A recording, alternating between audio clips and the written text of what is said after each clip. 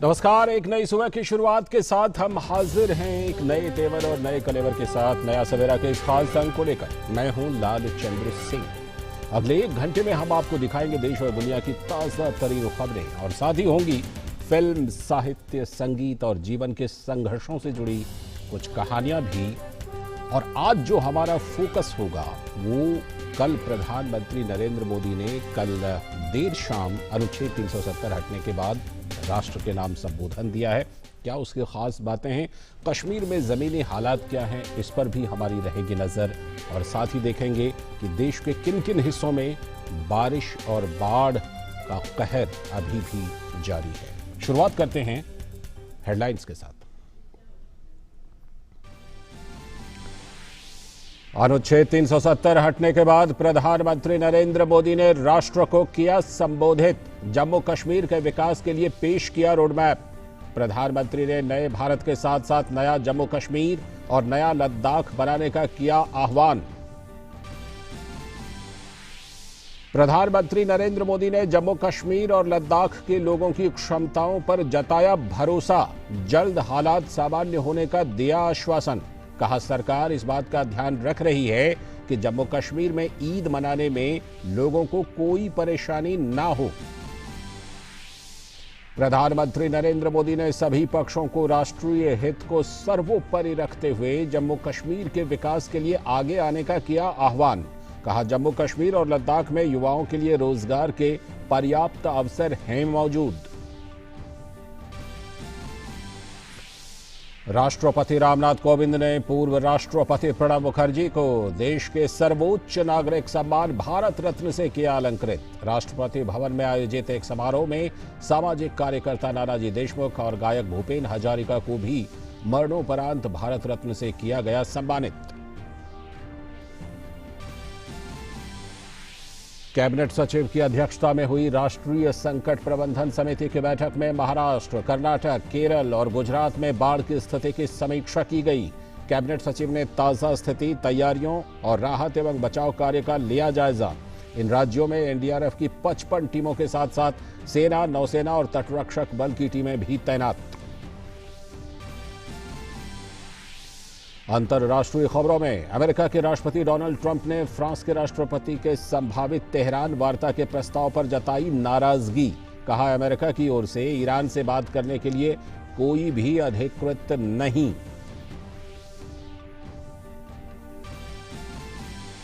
और खेल जगत की खबरों में गियाना में भारत वेस्टइंडीज के बीच 3 वनडे की सीरीज का पहला मैच बारिश की भेंट चढ़ा। सीरीज का दूसरा मैच रविवार को खेला जाएगा।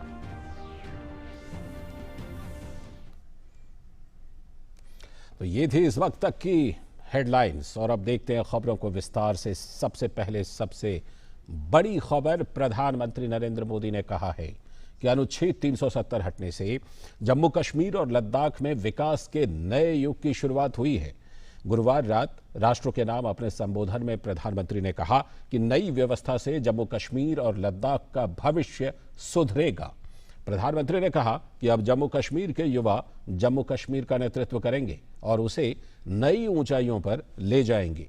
प्रधानमंत्री ने जम्मू कश्मीर में स्वतंत्र एवं निष्पक्ष चुनाव कराने का भी आश्वासन दिया।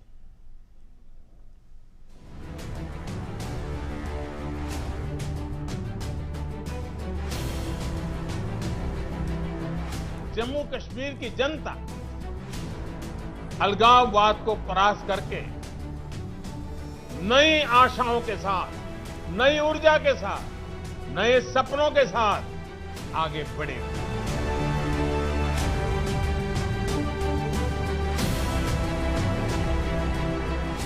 मुझे पूरा विश्वास है कि जम्मू कश्मीर की जनता गुड गवर्नेंस और पारदर्शिता के वातावरण में नए उत्साह के साथ अपने लक्ष्यों को प्राप्त करेंगे।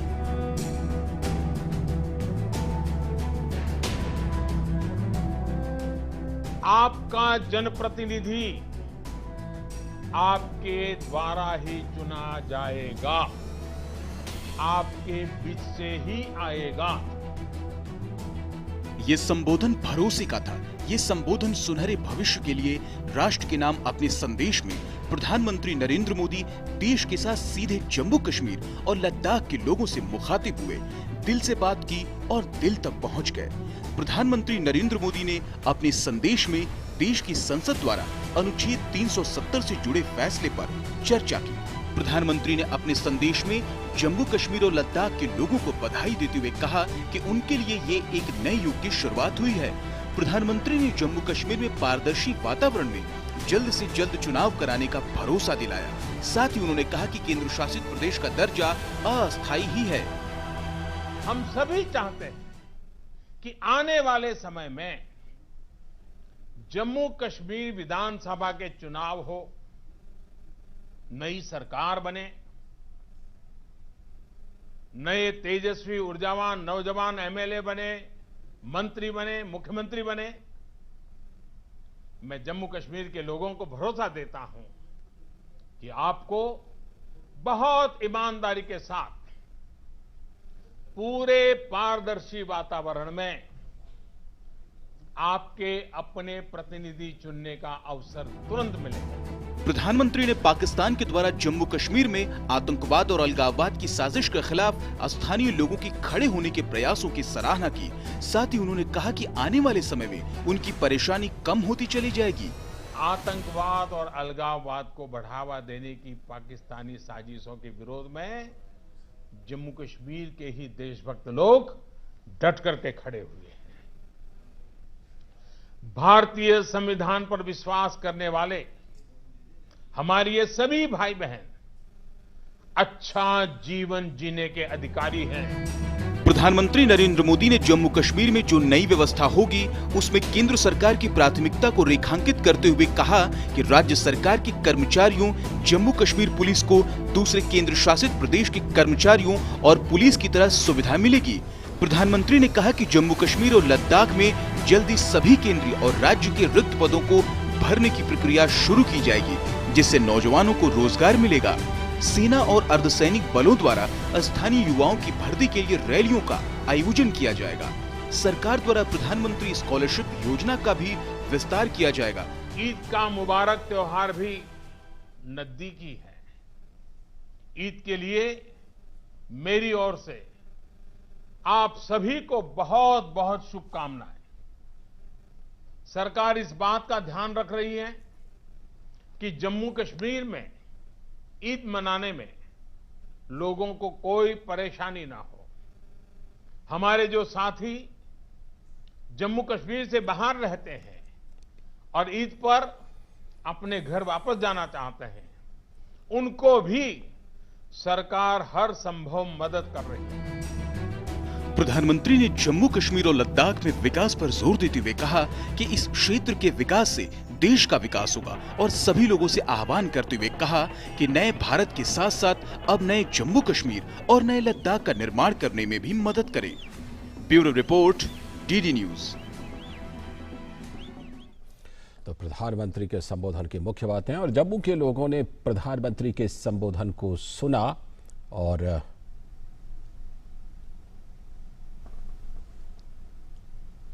प्रधानमंत्री ने राष्ट्र को संबोधित किया और जम्मू के लोगों ने अपनी राय रखी।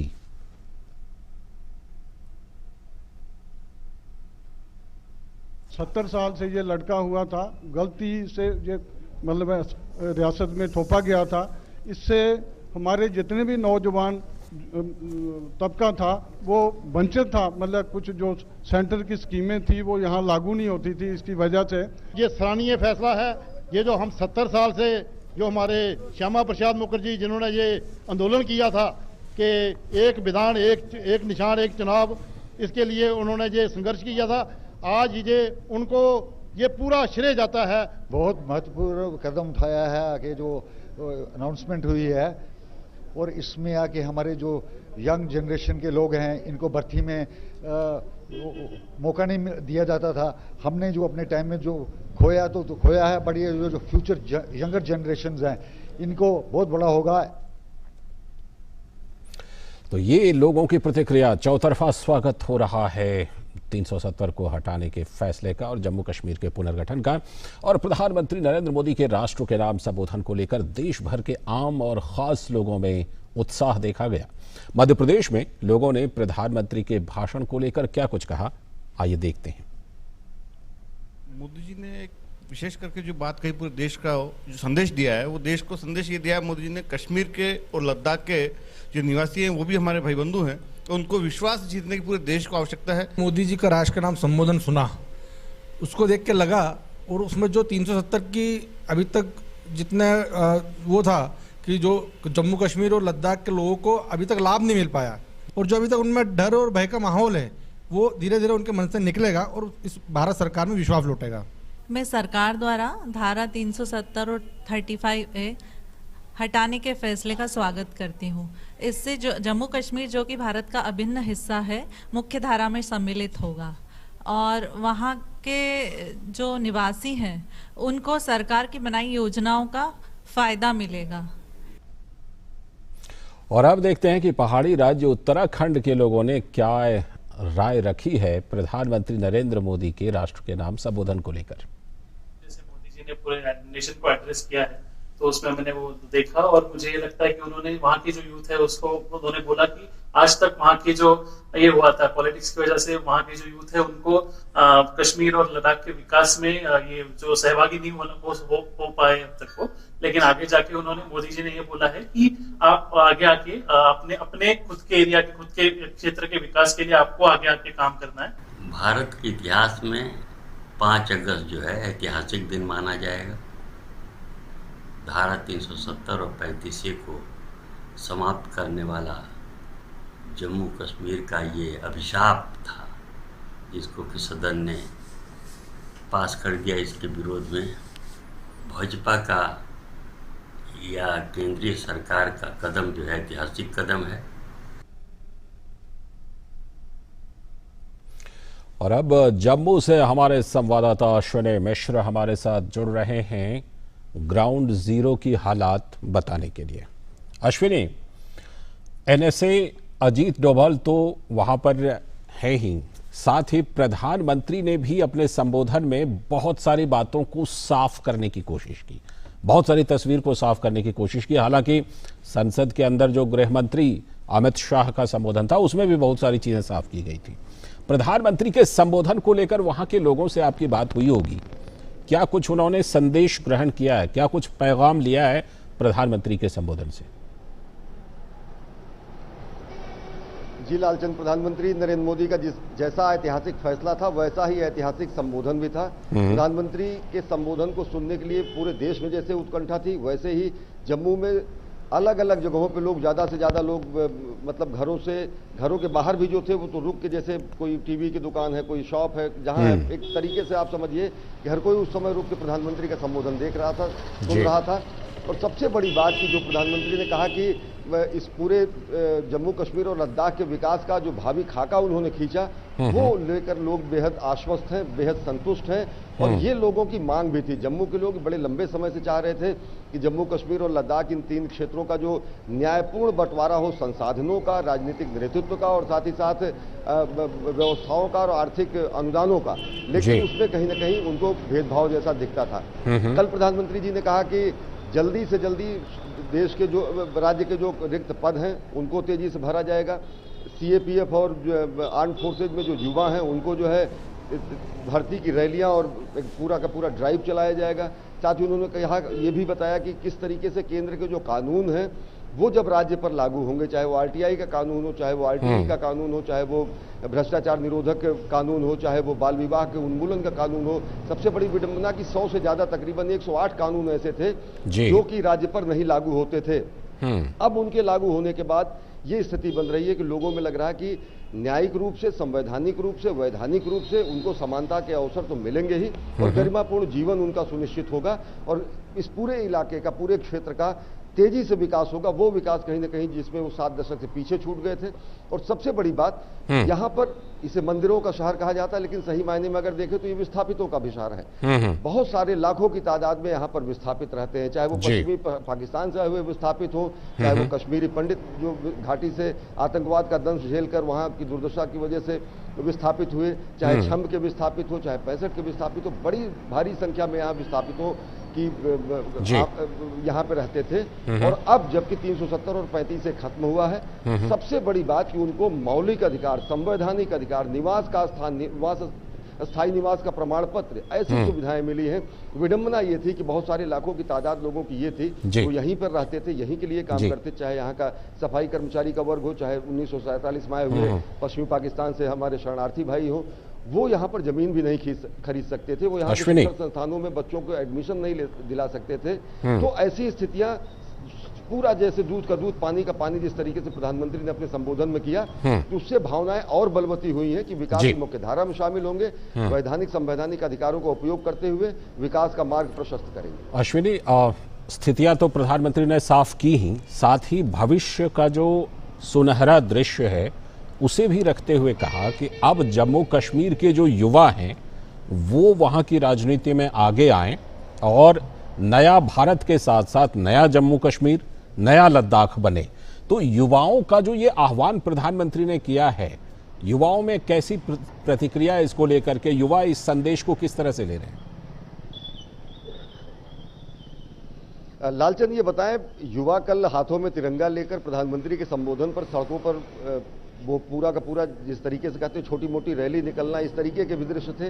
जब संबोधन चल रहा था तो उस समय बीच बीच में लोग भारत माता की जय, प्रधानमंत्री के जयकारे और गृहमंत्री के जयकारे और जिंदाबाद के नारे, ऐसा बेहद माहौल बना था, ऐसा आह्लादित माहौल बना था। सब जिसको कहेंगे कि गदगद हृदय और उन्मुक्त कंठ से प्रधानमंत्री का फैसलों का स्वागत कर रहे थे, प्रधानमंत्री के संबोधन पर आह्लादित हो रहे थे। और उन्होंने जो युवाओं के लिए कहा कि युवा नेतृत्व है, क्योंकि यहाँ का जो अब तक का तीनों क्षेत्रों का जो नेतृत्व रहा है, उसको लेकर भी कई 3-4 पीढ़ियां 5 पीढ़ियां रही, लेकिन वो एक परिवारवाद तक सिमटा रहा, वो परिवारवाद कुछ परिवारों तक वास्तव में सिमटा रहा। और वो जिस तरीके से संसाधनों की, यहाँ के संसाधनों की और संस्थानों की जिस तरीके से लूट की गई, उससे लोगों में कहीं ना कहीं इस तरीके का एक भाव था कि उनका वाजिब हक उनसे छीना जा रहा है और महदूद है कुछ लोगों तक, सीमित लोगों तक, वो अब समाप्त हो रहा है। कुछ लोगों से हम जानना भी चाहेंगे, अगर आप रिएक्शन देना चाहें, कुछ लोग जरूर बात कराएं। लोगों की आमदरफ्त नहीं है, तो आप ये बताएं कि कल प्रधानमंत्री जी ने बोला, संबोधन पूरे देश और दुनिया ने सुना, कितना और आश्वस्त होते हैं आप अपने भविष्य को लेकर? जी, अच्छी बात है।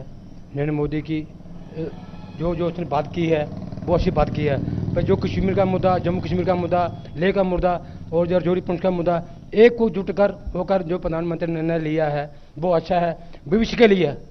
17 साल से जो नहीं हुआ है, जैसे जो आज हुआ है, वैसे प्रधानमंत्री की बड़ी इसका रबगत रूप है। जो प्रधानमंत्री है, जो दुनिया के लिए सबसे अच्छा प्रधानमंत्री मिला है, जो 17 साल का नहीं मिला, जो पहली बार जो मिला हुआ है।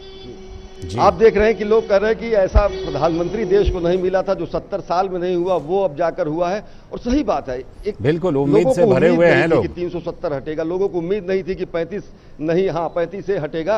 और ऐसे 35 से और 370 कानून थे जो कि लोगों के मौलिक अधिकारों में रोड़ा नहीं अटकाए हुए थे, दीवार बनकर खड़े हुए थे। ऐसे राजनेता थे जो यहाँ के संसाधनों की लूट कर करके जनता के वाजिब हक को समाप्त कर रहे थे। तो नई आस जगी है, नया सूर्योदय हुआ है। और निश्चित तरीके से मान के चले कि लोग अपने बाहुबल से और केंद्र की नीतियों से और पूरे देश के समर्थन से नया भविष्य लिखेंगे, नया इतिहास गढ़ेंगे। बिल्कुल, जो आपके आसपास नए सुबह दिखाई पड़ रही है, नए सूरज की नई रोशनी दिखाई पड़ रही है, प्रधानमंत्री ने भी उसी नएपन की बात की है, उसी नई रोशनी की बात की है। बहुत बहुत शुक्रिया अश्विनी, जुड़ने के लिए और तमाम जानकारी देने के लिए।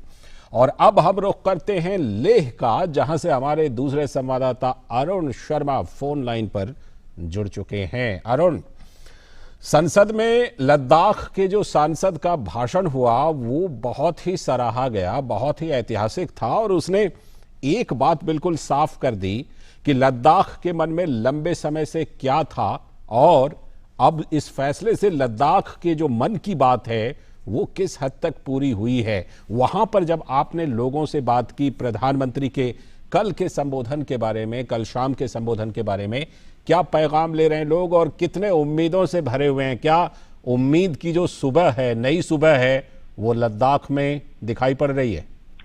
बिल्कुल, ये उम्मीद की जो एक नई किरण जो कहती है, जो एक न्यू इंडिया के नाम की किरण है, वो लोगों के जहन में इस समय पर आप साफ तौर पर देख सकते हैं। और वो भी क्यों ना लालचंद जी, क्योंकि लगभग 7 दशक यानी कि 70 साल से जो लद्दाख है वो मांग कर रहा था कि उन्हें एक यूनियन टेरिटरी का दर्जा मिले ताकि वो जम्मू कश्मीर से अलग हो सके और जो भी फंडिंग सेंटर की तरफ से आती है डेवलपमेंट के लिए वो लद्दाख को डायरेक्टली मिल सके।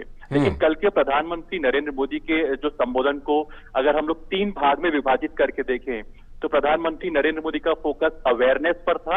उन्होंने अनाउंसमेंट किए और जाहिर तौर पर इन्विटेशन दिया है बिजनेस कम्युनिटी को। अब इसका कल के संबोधन के बाद आखिरकार हुआ क्या है इसको समझना बेहद जरूरी है लद्दाख के लिहाज से।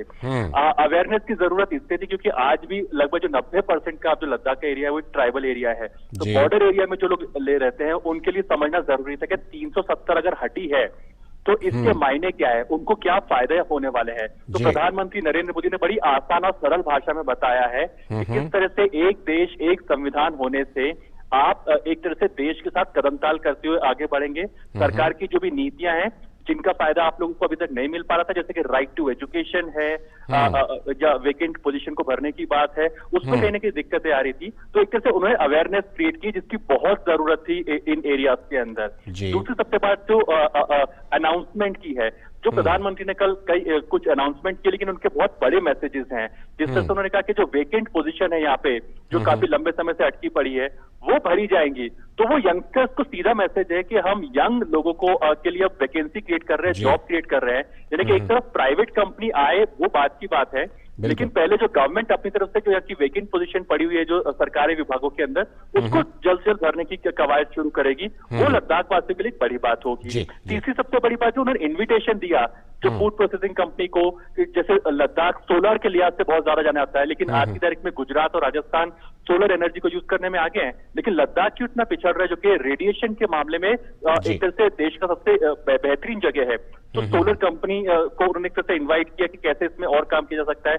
लेकिन जैसे 2 बड़ी बातें हैं, अमूल जो कि दूध और फूड प्रोसेसिंग की कंपनी मानी जाती है, संबोधन के से पहले और संबोधन के बाद में बड़े अनाउंसमेंट हुए हैं। अमूल ने अनाउंसमेंट करा है कि वो अब लद्दाख में जाकर के अपने प्लांट्स लगाएंगे। तो आप देख सकते हैं कि बड़े जो अमूल का प्लांट आना उसके अपने बड़े मायने हैं। दूसरा जो प्रधानमंत्री नरेंद्र मोदी ने फिल्म इंडस्ट्री का आह्वान किया कि आप जो फिल्म बनाते हैं तो यहाँ पे क्या कुछ किया जा सकता है। तो जो कार्निवल सिनेमाज है जिसमें हम दिल्ली में मूवीज देखते हैं, बड़े शहर मूवीज देखते हैं, कार्निवल सिनेमाज ने कल ऐलान कर दिया कि वो यहाँ पे अपने मॉल्स और मूवी थिएटर बनाएंगे। यानी कि यहाँ केवल मूवी शूट नहीं होगी, यहाँ लोग मूवीज देख भी सकेंगे। तो एक तरह से सर्वांगीण विकास हुआ है, इनवाइट किया है बड़ी मात्रा में। इस वजह से लद्दाख वासी बड़े खुश है क्योंकि यहाँ रोजगार होता दिखाई देगा। अरुण, कुछ ही महीने पहले लद्दाख स्वायत्त परिषद जो है उसके वित्तीय अधिकार को बढ़ाया गया था और अब जाकर ये फैसला हुआ है। तो ये जो लद्दाख के पक्ष में फैसला किया गया है, वहां के लोगों के पक्ष में ये फैसला किया गया है जिसका आप जिक्र कर रहे थे, इससे क्या जो आर्थिक तस्वीर है, आर्थिक जो हालात हैं वहां पर, उसमें कुछ चीजों का तो आपने जिक्र किया, प्रधानमंत्री ने जिनका आह्वान किया है कि वो वहां पर पहुंचे, और ऐसी कौन कौन सी तस्वीर बदल सकती है खासतौर पर अगर आर्थिक नजरिए से देखें तो? ठीक है, अगर आर्थिक नजर से समझने की कोशिश करें तो कई प्रोजेक्ट्स हैं जहाँ पे अटके हुए हैं। जैसे कि प्रधानमंत्री नरेंद्र मोदी या फरवरी 2019 में लेह में आए थे, उन्होंने एयरपोर्ट टर्मिनल यानी कि आज की तारीख में लेह के अंदर महज 25 से 35 फ्लाइट्स ही आ पाती है, तभी यहाँ पे एयरपोर्ट के टर्मिनल को विकास करने के लिए प्रोजेक्ट को शुरू किया गया था। लेकिन चूंकि 370 लगता है, लैंड एक्वायर करना, आगे की कवायद को शुरू करना, इसमें बड़ी दिक्कतों का सामना करना पड़ता है किसी भी बिजनेस कम्युनिटी के लिए। तो जब ये एयरपोर्ट टर्मिनल की शुरुआत की तो ये जल्द होता पूरा हो दिखाई देगा। जहां हाइड्रो पावर नाम का जो पावर प्रोजेक्ट है उसके एक्सपेंशन की बात चल रही है, तो उसको किस तरह से एक्सपेंड किया जा सके। एक रेल लाइन की बात चल रही है यहाँ पे जो कि सीधे एक तरह से लेह तक आ पाएगी, जो श्रीनगर से मनाली से होते हुए आएगी। तो रेल लाइन के लिए जो भूमि अधिग्रहण करना है, उस लिहाज से रेल लाइन को यहाँ लेह तक जोड़ देना, यानी कि आप एयर कनेक्टिविटी दे रहे हैं, रेल कनेक्टिविटी से जोड़ने की कोशिश कर रहे हैं, और जिस तरह से एनर्जी यानी कि जो एनर्जी की दरकार है यानी कि बिजली की, तो उसके लिए सोलर के तौर पर लेह को एक बड़ा हब बनाने की आपने एक जो विजन दिया है प्रधानमंत्री नरेंद्र मोदी ने, तो वो आप आगे जाते देखेंगे मेरे ख्याल से अगले 6 महीने से लेकर के 1 साल के अंदर अंदर या जो प्रोजेक्ट्स अटके पड़े थे ना वो जल्द पूरे हो जाएंगे। 2004 से लेकर के 2019 तक सेंटर से 3 लाख करोड़ रुपए जम्मू एंड कश्मीर को मिले हैं। लेकिन लद्दाख रीजन की अगर बात की जाए तो ना के बराबर यहाँ पे पैसा डाइवर्ट किया गया था, क्योंकि आंतरिक जो भी राजनीति रही थी जम्मू एंड कश्मीर उस वजह से। लेकिन अब लद्दाख इस बात के लिए खुशी महसूस कर रहा है कि फाइनेंस मिनिस्ट्री से अगर पैसा रिलीज हुआ है तो लद्दाख के पास आएगा और वो तुरंत यहाँ पे जो प्रोजेक्ट अटके पड़े उनको पूरा करने की दिशा में आगे बढ़ेगा। तो ये बड़ी बात है एक तरह से है। चलिए, बहुत बहुत शुक्रिया अरुण जुड़ने के लिए, और लगातार आपसे जानकारी लेते रहेंगे वहाँ के हालात के बारे में, वहाँ के लोगों की प्रतिक्रिया के बारे में। तो ये चौतरफा स्वागत हो रहा है फैसले का और प्रधानमंत्री के संबोधन का। रुख करते हैं अब दूसरी बड़ी खबर का। राष्ट्रपति रामनाथ कोविंद ने राष्ट्रपति भवन में पूर्व राष्ट्रपति प्रणब मुखर्जी, प्रख्यात गायक भूपेन हजारिका और सामाजिक कार्यकर्ता नानाजी देशमुख को देश के सर्वोच्च सम्मान भारत रत्न से सम्मानित किया। इस साल गणतंत्र दिवस की पूर्व संध्या पर राष्ट्रपति रामनाथ कोविंद ने 3 हस्तियों को देश का सर्वोच्च सम्मान भारत रत्न देने की घोषणा की थी। प्रणब मुखर्जी ने वित्त, रक्षा, विधि, वाणिज्य सहित कई मंत्रालयों को भी संभाला है। इसके अलावा वो साल 2012 से लेकर 2017 तक देश के राष्ट्रपति रहे। प्रख्यात गायक भूपेन हजारिका को मरणोपरांत भारत रत्न से नवाजा गया।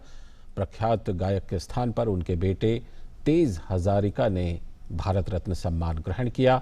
मशहूर लोक गायक भूपेन हजारिका का जन्म 8 सितंबर 1926 को असम के सदिया में हुआ था और उन्होंने अपना पहला गाना 10 साल की उम्र में ही गाया था।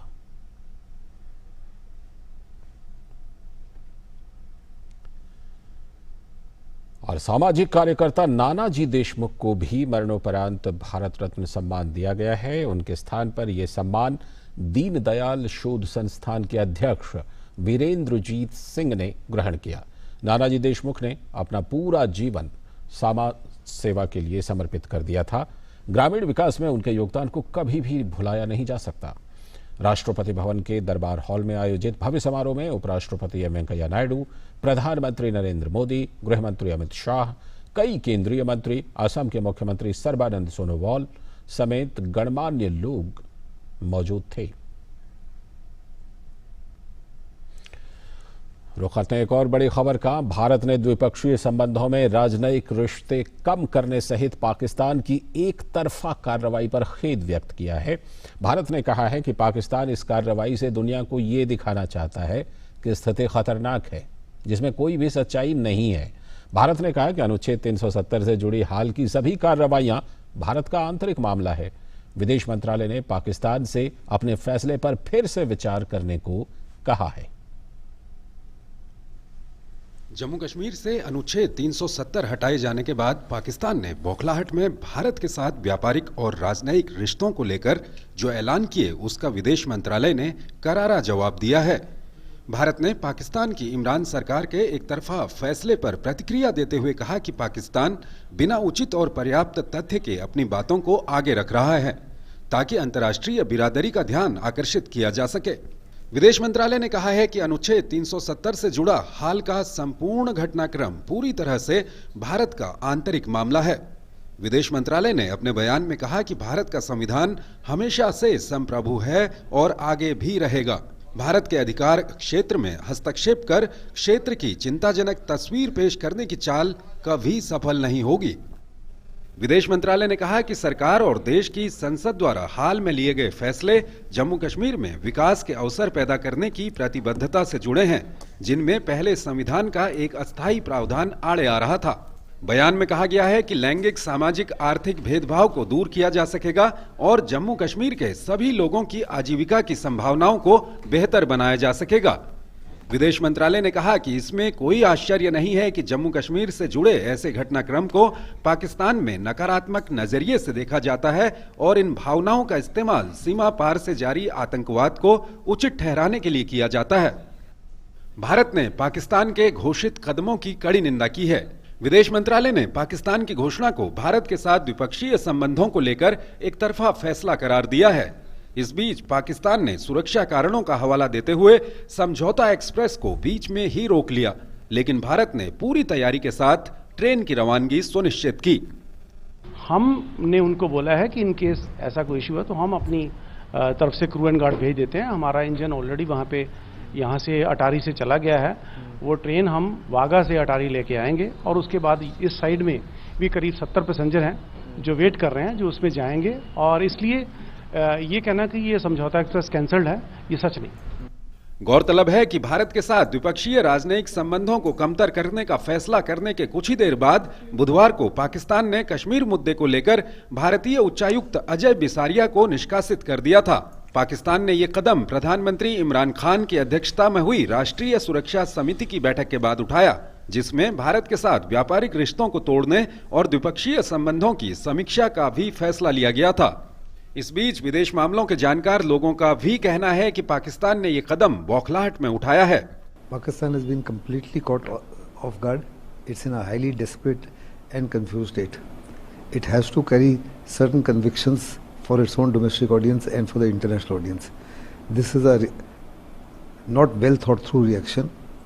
It is only meant to appease the domestic audience of Pakistan, to also appease the Pakistani army and the ISI.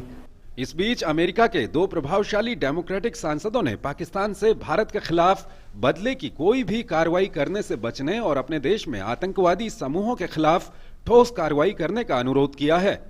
Senator Robert मेंडेनेज और कांग्रेस सदस्य इलियट एंजल ने एक संयुक्त बयान में जम्मू कश्मीर में पाबंदियों पर चिंता भी जताई। इधर संयुक्त राष्ट्र महासचिव के प्रवक्ता ने कहा कि वैश्विक संस्था और उसका शीर्ष नेतृत्व भारत और पाकिस्तान के साथ विभिन्न स्तर पर संपर्क बनाए हुए है। महासचिव एंटोनियो गुतरेस ने कश्मीर मुद्दे पर तनाव के मद्देनजर सभी पक्षों से संयम बरतने की अपील की है। Bureau report, DD news. Pakistan की बौखलाहट, उसके उल्टे सीधे फैसले और भारत की प्रतिक्रिया। वक्त आ गया है एक छोटे से ब्रेक का। ब्रेक के बाद लौटेंगे और नया सवेरा में खबरों के सिलसिले को जारी रखेंगे। आप देखते रहिए डीडी न्यूज।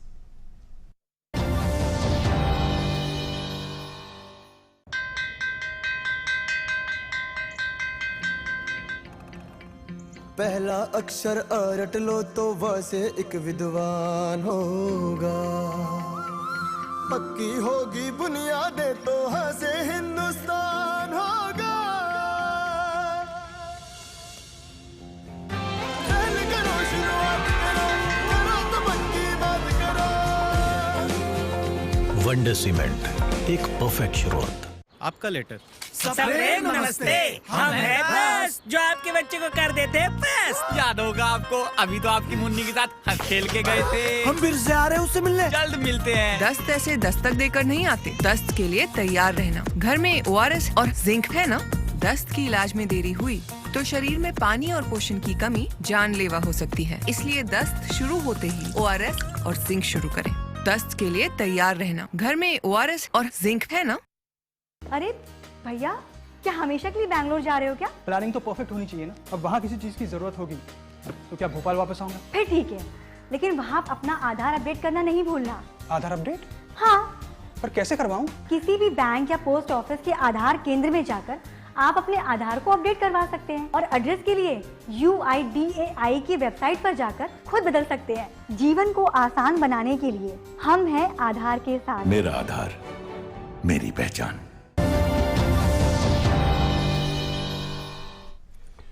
ब्रेक के बाद एक बार फिर से आपका स्वागत है। आप देख रहे हैं नया सवेरा। अगली खबर, राष्ट्रीय संकट प्रबंधन समिति ने कल महाराष्ट्र, कर्नाटक, केरल और गुजरात में बाढ़ की स्थिति की समीक्षा की। कैबिनेट सचिव PK सिन्हा की अध्यक्षता में हुई समिति की बैठक में मौजूदा स्थिति, तैयारियों, बचाव और राहत कार्यों का जायजा लिया गया। उन्होंने संकट से निपटने के लिए राज्यों को तत्काल सहायता प्रदान करने का निर्देश दिया। अभी तक इन राज्यों में राष्ट्रीय आपदा प्रबंधन मोचन बल की 55 टीमें तैनात हैं और आज सुबह तक 19 और पहुंच जाने की उम्मीद है। सेना के 16 कॉलम, नौसेना और तटरक्षक बल के 30 बचाव दल, हेलीकॉप्टर, विमान, नावों के साथ साथ राहत और बचाव कार्य में जुटे हुए हैं। महाराष्ट्र और कर्नाटक में अतिरिक्त नावों को भी लगाया गया है। मौसम विभाग ने गुजरात, महाराष्ट्र और तटीय कर्नाटक में अगले 2 दिनों में और बारिश होने की संभावना जताई है। बैठक में राज्य आपदा मोचन निधि से आवश्यक अग्रिम राशि मुहैया कराने के निर्देश जारी किए गए। फसल बीमा दावों के जल्द से जल्द पूरा करने के लिए संबंधित एजेंसियों को भी सलाह जारी की गई। इस बैठक में गृह, रक्षा, जल संसाधन मंत्रालय के वरिष्ठ अधिकारियों सहित NDRF, NDMA और केंद्रीय जल आयोग के अधिकारी भी शामिल हुए। बाढ़ प्रभावित राज्यों के मुख्य सचिव और अन्य वरिष्ठ अधिकारी वीडियो कॉन्फ्रेंसिंग के जरिए इस बैठक में शामिल हुए। और महाराष्ट्र में बाढ़ से प्रभावित इलाकों में सामान्य जनजीवन प्रभावित हो रहा है। पिछले कुछ दिनों से कोल्हापुर, सांगली, सतारा और उसके आसपास के इलाकों में भारी बारिश होने के कारण बाढ़ जैसे हालात उत्पन्न हो गए हैं। महाराष्ट्र के मुख्यमंत्री देवेंद्र फडणवीस ने कल बाढ़ की स्थिति का जायजा लिया। उन्होंने कोल्हापुर में विभिन्न अधिकारियों और एजेंसियों के साथ बैठक कर कोल्हापुर, सांगली और सतारा की स्थिति की समीक्षा की। साथ ही उन्होंने बाढ़ प्रभावित क्षेत्रों में फसलों के नुकसान का तत्काल सर्वेक्षण करने का भी निर्देश दिया। मुख्यमंत्री ने बताया कि गृह मंत्री अमित शाह ने राज्य को हर संभव सहायता देने का आश्वासन दिया है।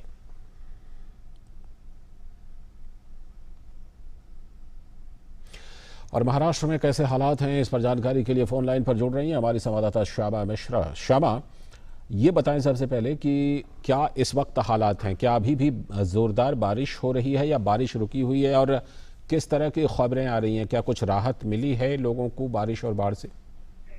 जी, अभी की अगर हम स्थिति बताएं तो काफी सारी जगहों पे महाराष्ट्र के बारिश जो है वो लगातार जारी है। और जो सिचुएशन है, जो अभी फिलहाल जिन लोगों की मुश्किलें हैं उसको सिर्फ बढ़ा ही रही हैं। अभी अभी हमने जाना कि सांगली में, जो कल रात की बात है, ये लोग जो निकले हुए थे बाढ़ से बचने के लिए कहीं एक जगह से कहीं और दूसरे जगह पे बेहतर जगह पर जाने के लिए या कैंप्स में जाने के लिए वो एक ब्रिज से ट्रैवल कर रहे थे और उस ब्रिज के ऊपर में ही दोनों तरफ में पानी बढ़ गया और पानी करीबन 57 फीट इतना ऊपर आ गया है। और इसकी वजह से जो 150 लोग हैं वो फंसे हुए हैं उस ब्रिज के ऊपर में। सांगली का ये वाकया है और इनको बचाने के लिए बोट भेजी भी जा रही थी लेकिन वो वहां पहुंच नहीं पा रहे थे। तो अब वापस से NDRF इसमें लगे रहेंगे और उन्हें बचाने की कोशिश की जाएगी। साथ ही अगर हम कोल्हापुर की बात करें, क्योंकि कोल्हापुर में जो स्थिति है वो काफी चिंताजनक है।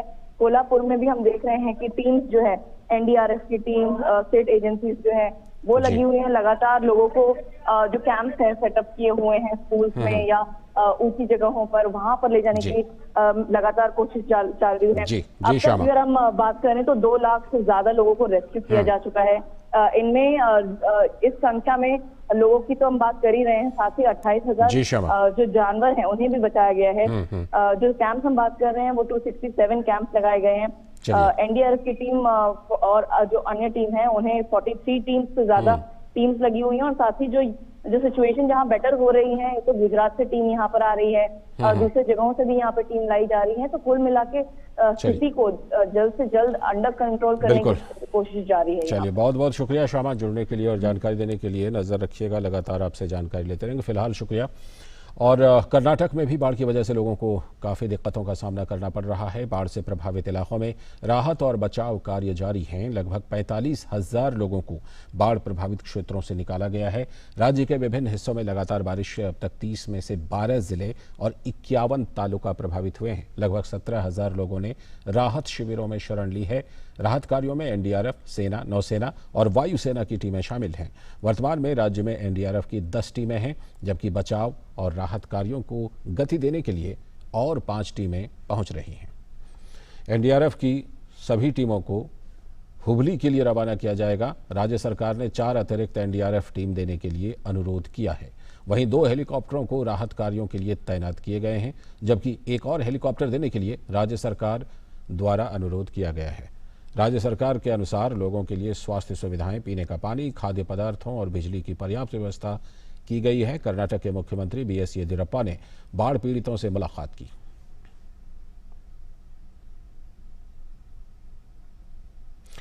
और उधर केरल में भी एक बार फिर से भारी बारिश के साथ भूस्खलन और बाढ़ का कहर जारी है। बारिश, भूस्खलन और बाढ़ से संबंधित घटनाओं में कल 8 लोगों की मौत हो गई। 9,500 से भी अधिक लोगों को राहत शिविरों में भेज दिया गया है। केरल के मुख्यमंत्री पिनाराई विजयन ने कल रात सरकार और राज्य आपदा प्रबंधन प्राधिकरण के अधिकारियों के साथ एक बैठक की और कहा कि राज्य के कुछ हिस्सों में, खासकर वायनाड में बाढ़ की गंभीर स्थिति बनी हुई है। केरल लोक सेवा आयोग और राज्य भर के विभिन्न विश्वविद्यालयों द्वारा आज के लिए निर्धारित सभी परीक्षाओं को स्थगित कर दिया गया है। मौसम विभाग ने कुछ स्थानों पर भारी बारिश होने की आशंका जताई है। NDRF, SDRF सहित सेना राहत एवं बचाव कार्यों में जुटी हुई है। और अब कुछ खबरें दुनिया भर की। अमेरिका के राष्ट्रपति डोनाल्ड ट्रंप ने फ्रांस के राष्ट्रपति इमैनुअल मैक्रों पर संभावित तेहरान वार्ता पर मिश्रित संकेत भेजने का आरोप लगाया है। एक ट्वीट में अमेरिकी राष्ट्रपति ने कहा कि अमेरिका की ओर से ईरान से बात करने के लिए कोई भी अधिकृत नहीं है। उन्होंने कहा कि ईरान गंभीर वित्तीय संकट में है और वो अमेरिका से बात करने के लिए बेताब है, लेकिन फ्रांस के राष्ट्रपति मैक्रों सहित कई लोगों ने मिश्रित संकेत दिए हैं। मैं जानता हूं कि बाकी लोगों की तरह मैक्रों की भी मंशा अच्छी है, लेकिन किसी को भी अमेरिका की ओर से बात करने का अधिकार नहीं है। संयुक्त राष्ट्र की जलवायु परिवर्तन संबंधी अंतर सरकारी समिति ने बृहस्पतिवार को कहा कि जलवायु परिवर्तन के कारण पैदावार में गिरावट, पोषक तत्वों की गुणवत्ता में कमी और उपलब्धता में व्यवधान के कारण खाद्य सुरक्षा बुरी तरह से प्रभावित होगी। आईपीसीसी जलवायु परिवर्तन से संबंधित वैज्ञानिक ज्ञान का आकलन करने वाला वैश्विक समूह है। जिनेवा में रिपोर्ट जारी करते हुए विशेषज्ञों ने इस बात पर जोर दिया कि पेड़ पौधों पर आधारित आहार और ईंधन जलवायु परिवर्तन से निपटने में कारगर साबित हो सकते हैं। विशेषज्ञों के अनुसार उपज की गिरावट के जरिए भविष्य में जलवायु परिवर्तन में खाद्य सुरक्षा प्रभावित होगी, खासकर उष्णकटिबंधीय क्षेत्रों में। उन्होंने कहा कि इससे अलग अलग देशों में अलग अलग प्रभाव दिखेंगे, लेकिन अफ्रीका, एशिया, लैटिन अमेरिका और कैरेबियाई देशों में कम आय वाले देशों पर ज्यादा असर पड़ेगा। रिपोर्ट में कहा गया है कि उत्पादित भोजन का लगभग 1/3 बर्बाद हो जाता है। रिपोर्ट कहती है कि विकसित और विकासशील देशों के साथ साथ क्षेत्रों के बीच खाद्य हानि और बर्बादी के कारण काफी भिन्न होते हैं। इसके अनुसार इस नुकसान और बर्बादी को कम करने से ग्रीन हाउस गैस उत्सर्जन कम होगा और खाद्य सुरक्षा में सुधार होगा। इसी के साथ वक्त आ गया है where we live. Land is undergoing human pressure and land is part of the solution, but land cannot do it all. When land is degraded, it reduces the soil's ability to take up carbon, and this exacerbates climate change. In turn, climate change exacerbates land degradation in many different ways. इसके साथ वक्त आ गया एक और छोटे से break का। जल्दी ही लौटेंगे। आप देखते रहिए डीडी न्यूज। आपका लेटर।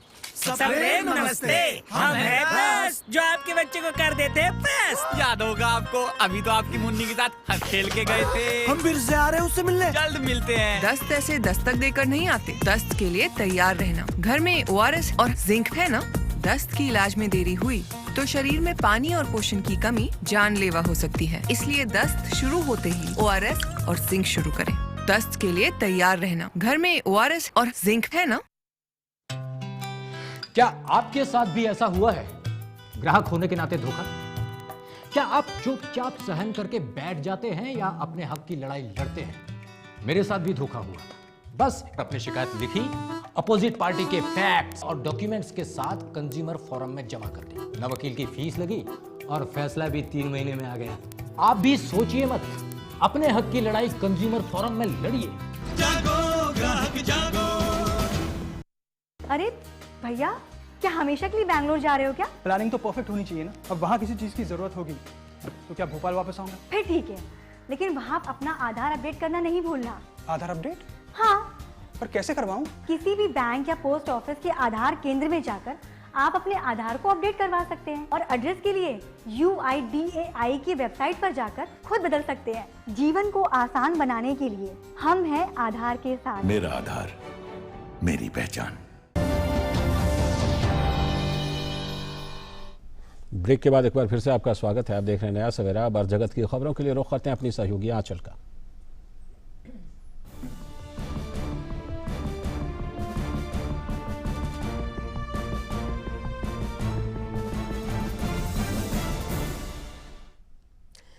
शुक्रिया लालचंद्र। तो आज कारोबारी सत्र का 5वां दिन यानी कि शुक्रवार है। निगाह डालेंगे उन खबरों पर जो बटोर रही हैं सुर्खियां आर्थिक जगत में। सबसे पहले बात भारत बिल पेमेंट सिस्टम की, जिसके तहत जल्द ही अब आप हर तरह का बिल पेमेंट कर पाएंगे। इसके लिए RBI जल्द ही गाइडलाइंस जारी करेगा। डिजिटल पेमेंट सिस्टम में क्रांतिकारी बदलाव के लिए RBI कई अहम फैसले ले चुका है। पहले ये सुविधा सिर्फ नेफ्ट पर मिल रही थी।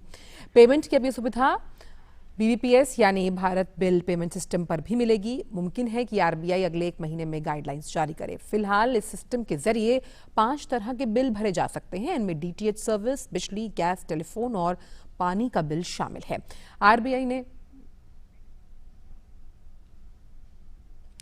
और अब बात कर लेते हैं बैटरी वाली कार्स की। जी हां, इलेक्ट्रिक वाहन यानी ई-वाहन को सस्ती लिथियम आयन बैटरी मुहैया कराने के लिए सरकार ने घरेलू स्तर पर ही भारी मात्रा में बैटरी बनाने का फैसला किया है। इसके लिए सरकार जल्द ही बैटरी नीति की घोषणा कर सकती है। नीति आयोग के उपाध्यक्ष ने कहा कि दुनिया भर के बैटरी निर्माता भारत में कारखाना लगाना चाहते हैं। और अब रुक करते हैं शेयर बाजार का। सेंसेक्स ने कल 637 अंक की लंबी छलांग लगाई, जबकि निफ्टी 11,000 अंक के पार चला गया। सेंसेक्स 636 अंक की बढ़त के साथ 37,327, वहीं निफ्टी 176 अंकों की तेजी के साथ 11,032 के स्तर पर बंद हुआ। कारोबार के अंतिम घंटे में ऊर्जा, तेल, गैस, वाहन, IT कंपनीज के जो शेयर्स थे उसमें जबरदस्त लिवाली देखने को मिली। तो आज आर्थिक जगत में बस इतना ही। वापस चलते हैं बाकी की खबरों के लिए मेरे सहयोगी लालचंद्र के पास। शुक्रिया आंचल आर्थिक जगत की खबरों के लिए। और अब रुख करते हैं खेल जगत की खबरों का। गयाना में खेला गया पहला वनडे मैच बारिश की भेंट चढ़ गया। भारतीय कप्तान विराट कोहली ने टॉस जीतकर पहले गेंदबाजी का फैसला लिया। बारिश के कारण मैच देर से शुरू हुआ, इस कारण मुकाबले को 43 ओवर का कर दिया गया था। पहले बल्लेबाजी करते हुए वेस्टइंडीज ने 5 ओवर और 4 गेंदों में बिना विकेट खोए 9 रन बनाए थे। तब पहली बार बारिश के कारण मैच रोकना पड़ा। दोबारा मैच शुरू होने पर इसे 34 ओवर का कर दिया गया।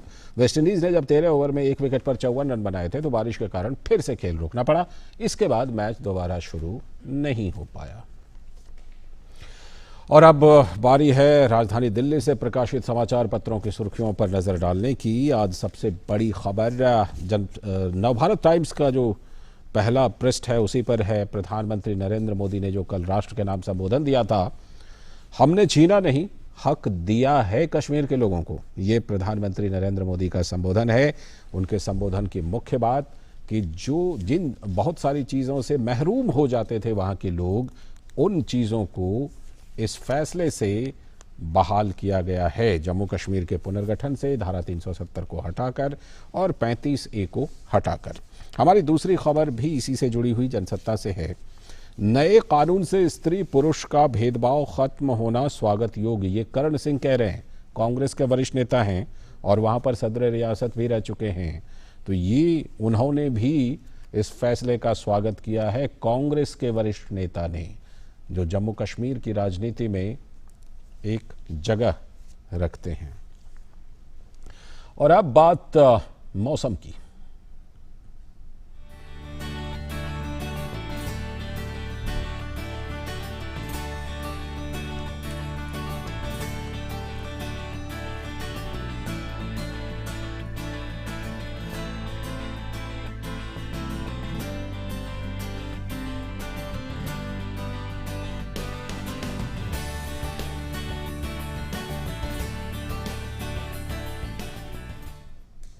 और आपके शहर का मौसम बताने के साथ ही अब वक्त हो चला है आपसे विदा लेने का। लेकिन जाने से पहले आइए आपको ले चलते हैं यूरोप के ब्रिस्टल, जहां 130 कलरफुल हॉट एयर बैलून्स लोगों के आकर्षण का केंद्र बने। लीजिए ये खूबसूरत नज़ारा।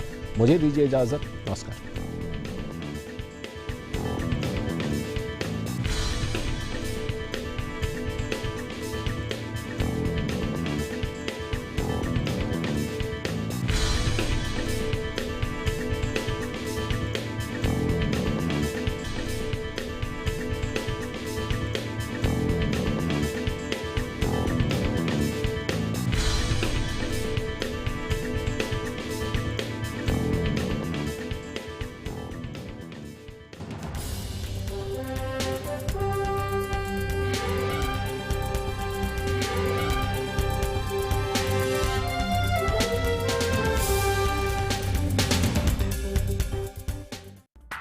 नया सवेरा के प्रायोजक थे वंडर सीमेंट, एक परफेक्ट शुरुआत।